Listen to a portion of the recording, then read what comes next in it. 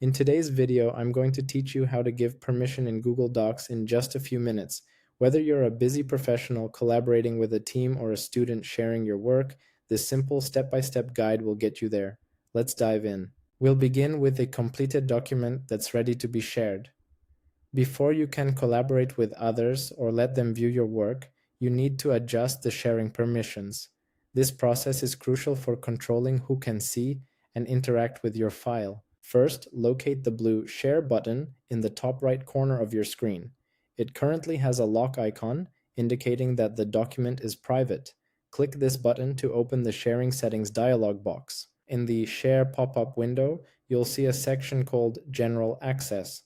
By default, it's set to restricted, meaning only people you specifically add can open it.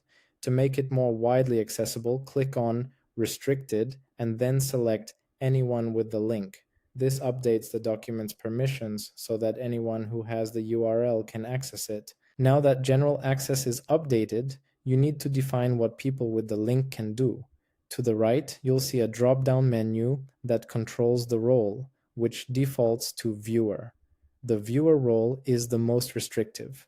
It allows people to see the document but not change it or leave comments. Next, let's explore the other roles. Click on the Viewer drop-down. If you want to get feedback without allowing direct edits, select Commenter. This allows anyone with the link to highlight text and leave comments or suggestions in the margins, which you can then review and accept or reject. This is perfect for collaborative reviews. Now, for full collaboration, click the drop-down again and select Editor. This grants the highest level of permission. Anyone with the link can now directly edit the document, add and delete content, and make any changes they see fit.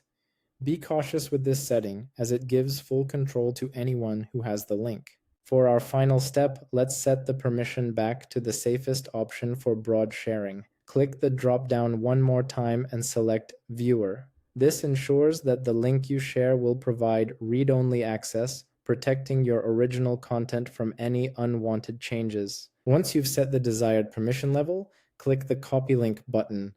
This action copies the unique URL for your document to your clipboard, ready for you to paste into an email, messaging app, or website. Finally, click the blue Done button to save your changes and close the sharing window. Your document's permissions are now set. And there you have it.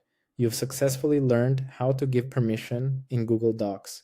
Thanks for watching, and if you found this guide helpful, don't forget to like and subscribe for more tutorials.